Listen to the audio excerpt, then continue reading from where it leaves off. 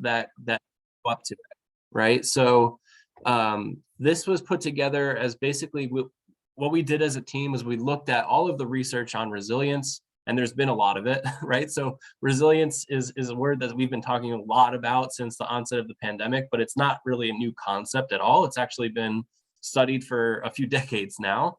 And what they did was they've taken a look at all different types of studies, folks following folks over the course of their life, trying to figure out like what the top performers are doing differently than everybody else, and just a whole bunch of different like psychological studies to try to get an understanding of what makes these particular people different, or what does it take for some folks to overcome some challenges. And so we pieced together some components around resilient people, and our program is basically meant to boost each of these 6 areas. And so we're going to talk about one specific one tonight, but just know that as a campaign, this is kind of what we're doing when we're moving forward, when we're talking to different organizations that we're working with, whether it's first responders or if we're in the schools talking to teachers or kids or families like we are tonight.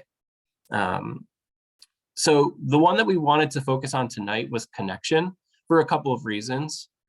One, if you take a look back at like a maybe like an outdated, I would say, like understanding of what resilience is, I think for a lot of folks, resilience was all about like overcoming adversity by yourself, like not having to rely on anybody else, kind of digging your heels in and getting over the challenge and not having to, like cope with anybody. What we really have learned over the decades is that having strong social connections and a network and folks to really trust and rely on during difficult times is a difference maker. It actually leads to resilience. So we wanted to kind of dispel that myth from the jump, but also just based off of like what we've all been going through, right? Like for the past 2 years, we've really lost that sense of connection. We're like, think about tonight, we're all in these little 2-dimensional boxes. We really miss the 3-dimensional versions of ourselves. And for a lot of folks, doing activities to recharge meant being around people. We're social creatures at the end of the day, right? And so we thought it would be good to introduce some skills that help to build on this sense of connection, even when we don't have that like necessarily that face-to-face interaction that we are so craving. So again, we're going to jump into some communication, walk through an ideal, like a model to get to some problem solving. I think that stress and the stressors of the past 2 years and everything else that may be going on in your life currently has really put a strain on interpersonal relationships. We'll talk about how we can problem solve while maintaining relationships. And also just kind of go over all like what stressors are. It's important to kind of get that groundwork in, right? Like understand what stress is, what the common stressors are, and how it might be impacting us so that we can notice it quicker and are able to do something about it. And then as we reach towards the end of the presentation for tonight and open it up to any questions towards the end, we want to talk about like how we can use the specific skills in a course like this going forward, kind of in our everyday life, not only for ourselves, but if we're leaders in a community or in a classroom or on a team of any kind, how we could start to put this into practice. So let's talk about it. I mean, this slide, we condensed to a few bullets, but it could really be 4 or 5 slides long, right? Well, the stressors that we're currently facing, whether it's family, times of the year, like we're just coming off of one of the more stressful times of the year, which is the holiday season.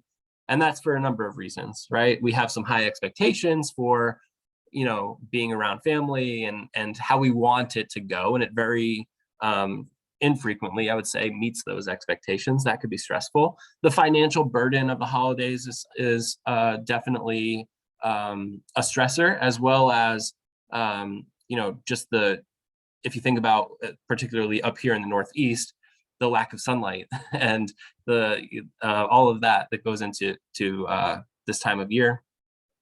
Lack of sleep is certainly a stressor. We know how important sleep is. It's actually so important that we have its very own module in our program, all specifically about how to how to get better sleep and what it does for us in terms of mental and physical health benefits. And when we're really lacking on sleep, that can kind of compound the stress. Oftentimes when we're stressed, it's causing us to lose sleep, and then the lack of sleep causes us to have more stress. So it's kind of this downward spiral. Balancing priorities, right? So we all have, whether we're in school or we have work and then home life, and how those priorities have really blended, and the boundaries have really become non-existent. Now that you think about like working at home, for example, and Margaret mentioned at the top how there's probably some dogs that we might hear in the background. Mine has been quiet so far tonight. My fingers are crossed that it stays that way. If I go on mute for a couple seconds, you'll know why. There was probably like a car door outside closing. Financial burdens, already mentioned that. That's definitely towards the top of the list as we get around the holidays, of course. Getting out of any routine. If we think about, and I was just having this conversation with another school we were working with yesterday about how the onset of the pandemic really threw us for a loop. And we've all kind of adapted in one way or another. Now that we've had a couple of years experience, I can't believe that it's been that long, but I remember a specific conversation that I had with my wife. It was about a week or two into like the lockdowns. And we were talking about how, like maybe in like 6 months or so, are we going to look back on this 2-week period and think to ourselves, man, that was weird. Remember when we just had to like go home for 2 weeks? But now, 2 years later, we're still kind of, we're dealing with it. We're here, we're coping with it. But getting out of that routine can be a complete stressor. And I'm talking from experience, not only with COVID, but all the athletes that I work with and the soldiers in particular. They have a certain routine. And when that gets mixed up, that can be pretty stressful. COVID, we've already mentioned, 100 times already. We don't have to talk about too much more, right? We all know that this is a significant stressor in our lives. And then work and school challenges just on top of that, right? The getting the work done at the end of the day, despite everything else that we've already talked about. So there are a significant amount of stressors just around us. And I think just noticing what our default is in terms of coping mechanisms is really important.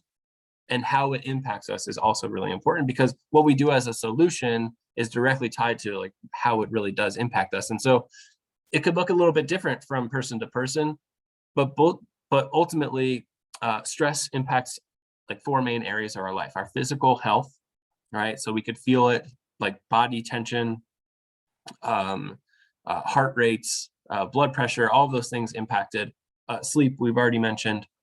The emotional impacts of stress, right? So we feel like depleted at the end of the day, or frustrated, or we want to kind of like separate ourselves from loved ones. That kind of goes with the behavioral impacts of stress, right? We're losing sleep.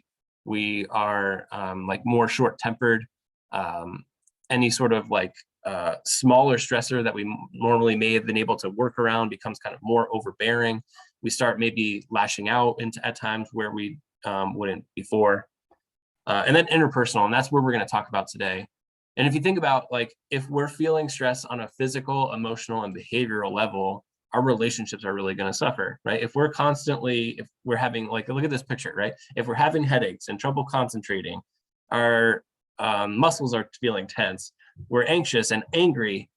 When it comes to a conversation over dinner, we're not going to be our best selves. And so our personal relationships are going to really suffer.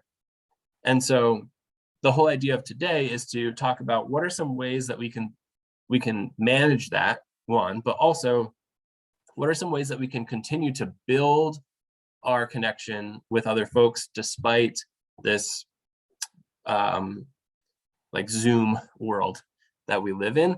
And one of the biggest problems about communicating when under stress is actually when we're trying to solve problems. And so one of the things that we wanted to talk about was how to remain connected and resilient while coming to solutions.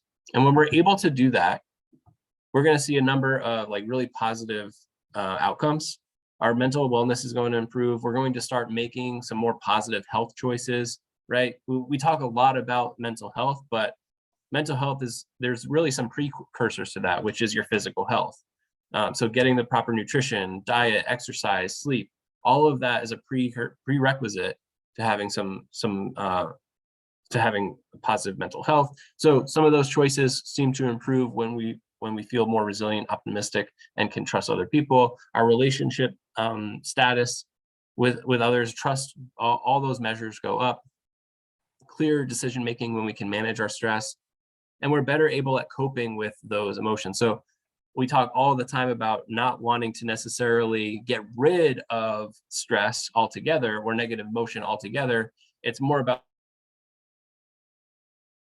having it work for us rather than against us.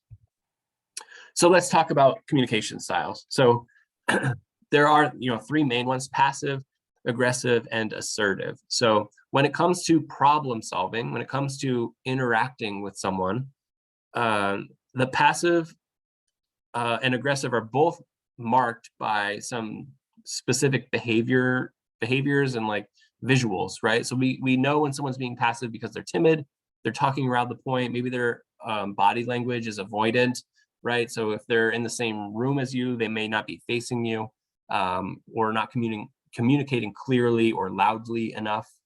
And then on the flip side of that, an aggressive style would be kind of overbearing, loud, shouting. Aggressive posturing, meaning like they're kind of ballooning up a little bit, maybe getting in personal space. Any body language could be kind of seen as like overtaking up space. But not only that, aggressive style can be not being open to listening, right? We all know that communication is kind of a two-way street. So an aggressive style might just be like cutting you off in the middle of your sentence and trying to interject without actually listening to your point. Now, when it comes to getting to a solution and solving a problem, we don't necessarily want to be either passive or aggressive. We want to, like, our sweet spot is assertive. And so for folks that have kind of a passive tendency, I'll say, being assertive almost feels aggressive. It feels like we're going kind of like too far to the other side of the spectrum. But in reality, what we're doing here is we're just remaining confident. We're clearly communicating our point. We're being open to responses, which is what changes it from aggressive. Again, we're not like having aggressive, overbearing body language. So we're being respectful. We have the correct volume and tone, good eye contact, body language is all on point. But again, we're trying to get to a solution. So what we don't want to do is like be walked over necessarily. So still maintaining that confidence and getting to that solution. Now, passive and aggressive tendencies usually are tied to like an internal belief system. So for example, if you have kind of that core value or that core belief that, it's my way or the highway, you may tend to fall into an aggressive style more often. Or if you have that belief that, confrontation is a bad thing and you want to avoid it, you may fall kind of into that more passive style from time to time. So being mindful of like what your own core belief systems are around relationships and communication can go a long way to adjusting to a more assertive style of communicating. And I just wanted to comment as you're talking about this, that, yeah, I think that last point you're making, obviously people have an innate tendency, a personality towards one communication style or another. But I was in a number of different conversations in December where a lot of us were commenting that just overall, it felt like people were we weren't necessarily always using the term aggressive, but that they're just, as I think things have gone on and on and on, people are just starting to get a little less civil, a little more aggressive, or a little more tending towards what your examples of aggression, right? Like cutting people off or being a little mean. And we definitely have been seeing fights in the high school. But I was in a meeting last week among professionals and two people started yelling at each other. So I just wanted to basically like reflect back, like this is really what is happening. So you're dead on. And I think we've lost the ability to all go back and be assertive again, or we're gradually losing it. So we need to know how to reset. There you go. Well, Margaret, here's just, I know that, that we were talking about what we could do and how we would modify it. One of our ideas, and you've picked up exactly something we felt in the other school programs and communities, where we could take this model that Matt's now talking about break it down and basically say, all right, every day in the homeroom for 10 minutes, we're just going to talk about one particular skill set. Mhm. Mhm. And that in this way, we're building a culture where that kind of effective, assertive, informative communication is occurring. And it's just a little bit of time. Yeah. Everybody learn to make a, simple statement or something. Everybody practices it. So I think there's some real opportunities here for us to take the content and now configure it or format it in a way that's most useful to our students and our faculty. Yeah. Yeah. Absolutely. Yeah, and so I'll continue with the model that will hopefully, Margaret, point us in the direction of being more assertive more often. But I think that just before I go on, I just also wanted to mention, like, if there's any other like questions or comments that folks in the room want to bring up as I'm talking, please feel free to unmute yourselves or utilize the chat if that's available to you. I'm not sure if it is, to ask any questions or get your comments out, because I think that's a really useful way to use this time, right? Is to actually talk this stuff out. I mean, we're talking about communication here, so let's definitely keep it open to what folks have to say and how it could be applied. Okay, so the ideal model is one of plenty of models to help when it comes to getting to a solution. So the goal here is to, again, maintain your assertiveness, so that confidence, while maintaining the relationship. So I don't want to harm the relationship at all, like whether it's a professional relationship or like a social relationship, or even like a loving relationship with a spouse or a family member or whatever. Don't want to harm that relationship, but I also want to get to a solution. Now, before I go through each of the components of the model, I will say that there is no particular order that this needs to go in, except for the first part. So identify has to come first. This is like your homework step that you do before the conversation even happens. But once the conversation starts, it's really hard to just put a conversation in a perfect box, right? There's more of an art to this than a science. So if you find that it's easier for you to skip down to ask before you go into describe and express and list, that's okay. And hey, if you get to a solution before you get to all of these components, that's also okay too. So just wanted to put that out there, that this is not like a step-by-step process that you should necessarily be following. It's just meant to kind of put some guidance to a conversation. But with that said, identify is the first step regardless. So this is, again, what you're doing, it's kind of an internal reflection that you do before the conversation actually happens to make sure of a few things. One, that you are aware of any biases that might be standing up in your way of maintaining assertiveness, or like I said before, your belief system. So having that understanding of hey, during difficult conversations, I tend to resort to an aggressive style, and I want to remind myself of that. Or I'm having a conversation with my boss, and every time I've had a conversation with my boss around a difficult situation, I tend to be really timid. So I'm going to remind myself hey, I want to make sure that I'm remaining confident here in this message, and here are some things that I can do, like maintaining that eye contact, having a clear message kind of prepared almost before the conversation, having some of the questions that I want to ask kind of in the back of my mind before I open it up. And most importantly is being clear about what the actual issue is that you want to discuss. And we'll talk about that in a second. So the other components of the model, we'll just walk through in order. So describe. When you're describing the situation or the issue or the problem at hand, what's really important is that we're not exaggerating the frequency of the problem. So, for example, my wife will try to, she's not here right now, so I can totally use her as an example of not going through the ideal model in the right way. So she'll tell me all the time, not all the time, but frequently, that I always forget to take the trash out, right? And so she's exaggerating the frequency of the problem because I know for certain that I've taken the trash out before. But instead, this conversation now turns into an argument about the frequency of the problem as opposed to the problem itself. So when we're describing the situation, again, this is all some things that we should have taken care of in the identify step. Are we talking about this one particular time? We're not exaggerating the frequency of the problem. So try to avoid words like always and never.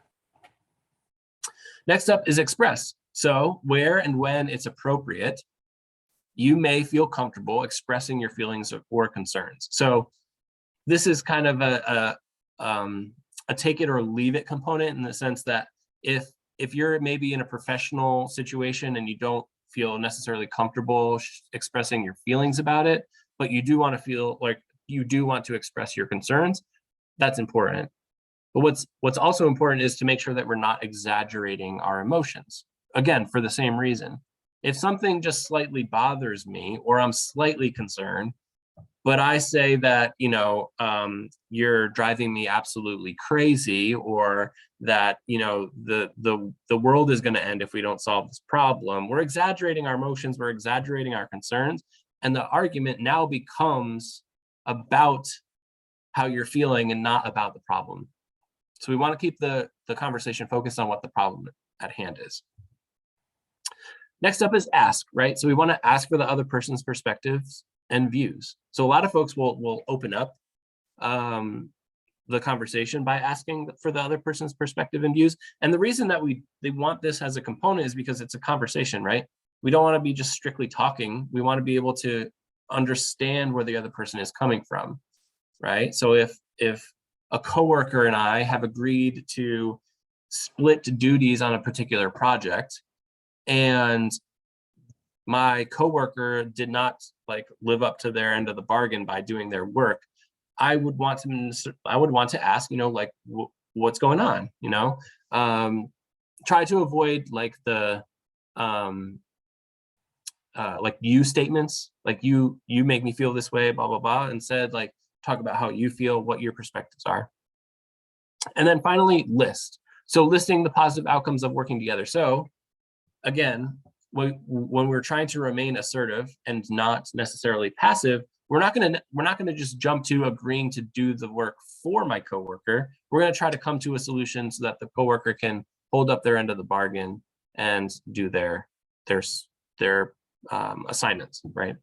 And when we can do that, we list some positive outcomes. I'm more likely to get my coworker to agree to, the things that they promise if I'm listing some positive outcomes. Now, there are times and places for listing some negative outcomes, like, hey, if we don't get this done, then XYZ is going to happen, and that's not good. But if we can lead with some positive outcomes of working together or getting to that solution together, then we're the better for it, right? So here's this is just a brief overview of a simple model as a way to frame a conversation that's going to allow us to remain assertive, get to a solution, and also maintain that positive relationship, whether it's a working relationship or a family relationship. Okay, and then finally tonight, we just wanted to talk a little bit about the other side of the conversation, right? So it's not all about our message, it's how we're receiving the message.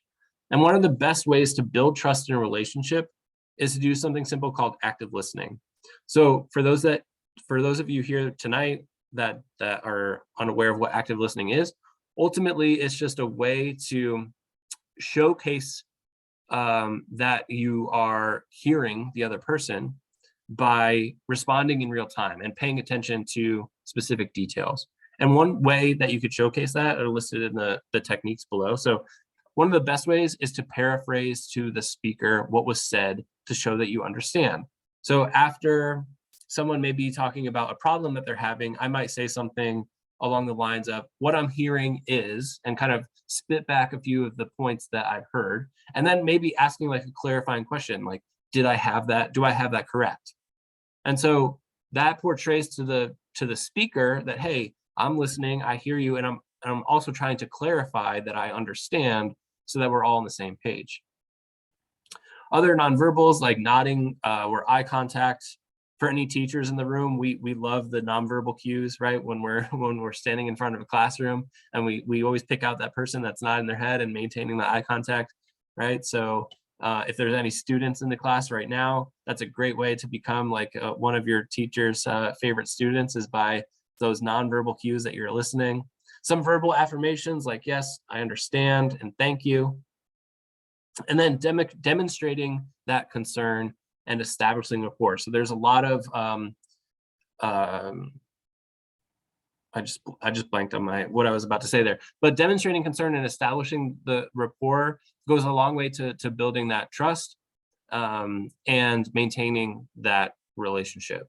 Again, if someone's coming to you with a problem and they're concerned about it, we want to make sure that we're hearing them for what it is that they're trying to get across.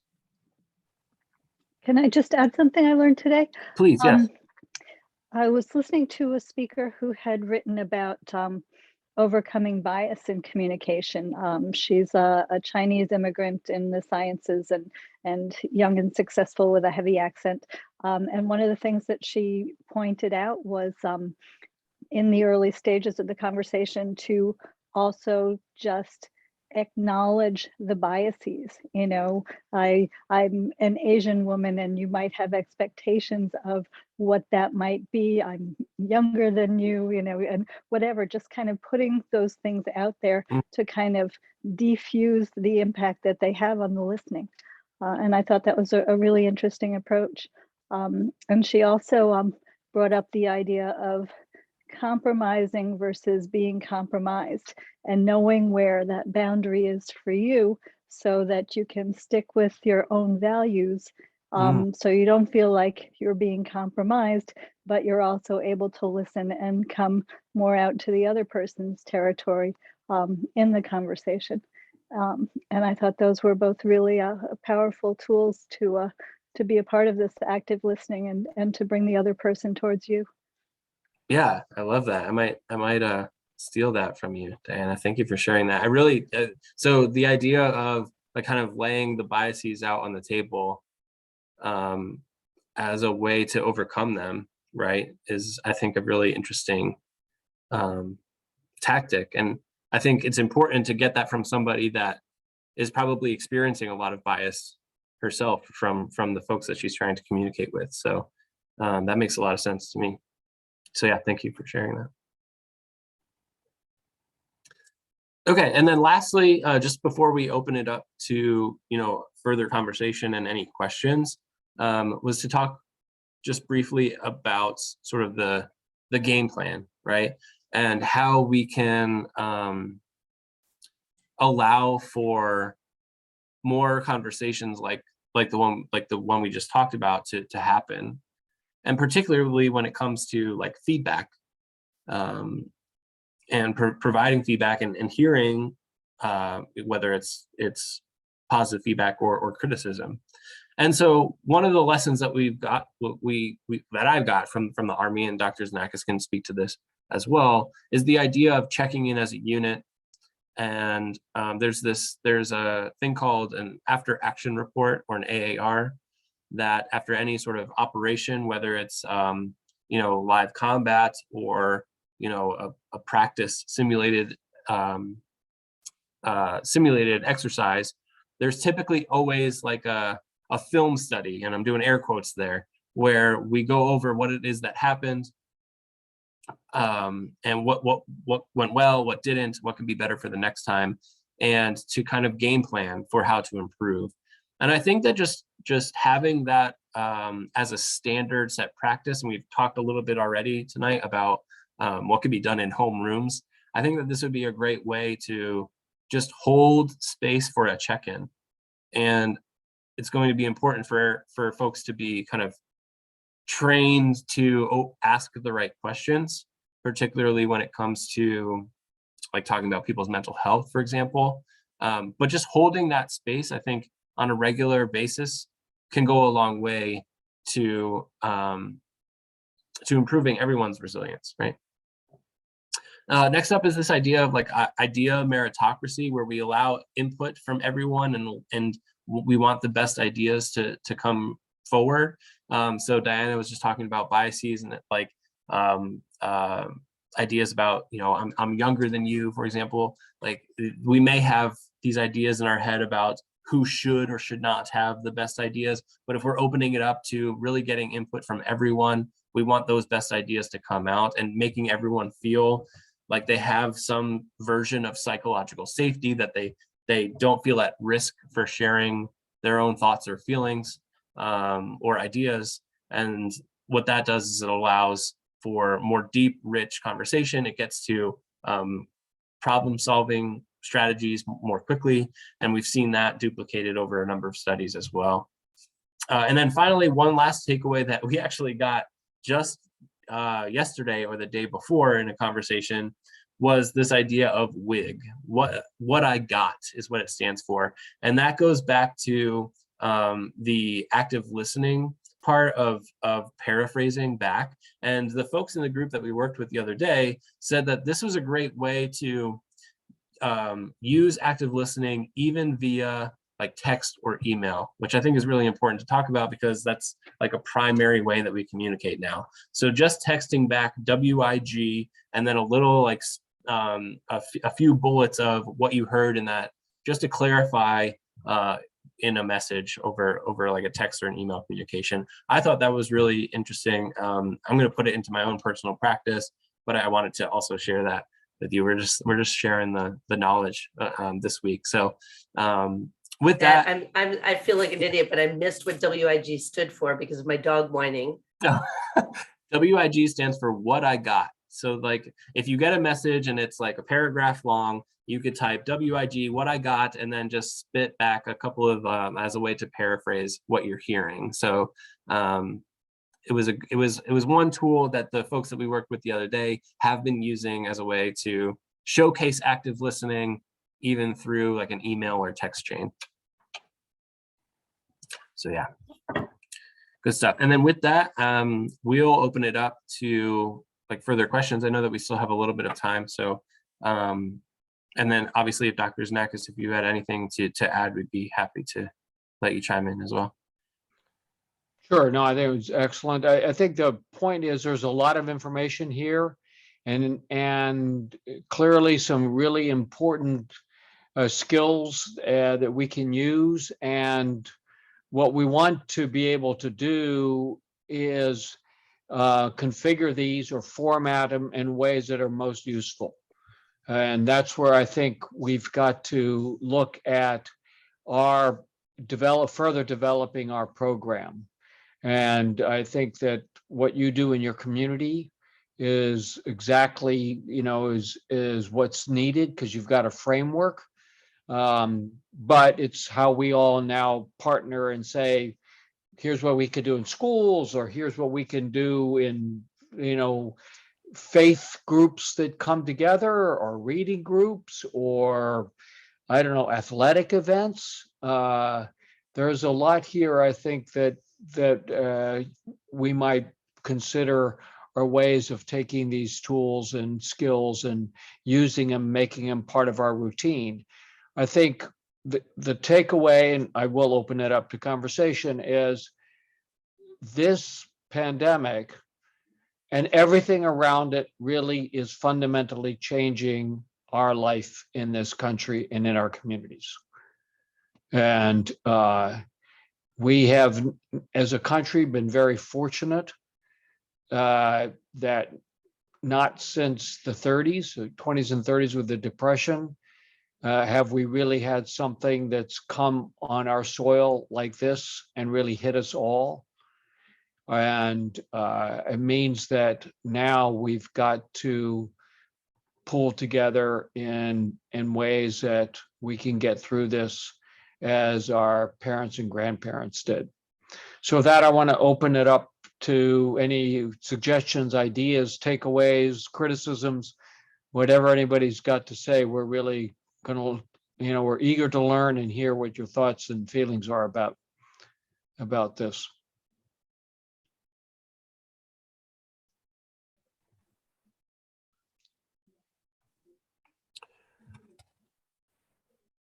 I'm just going to stop sharing the slides here.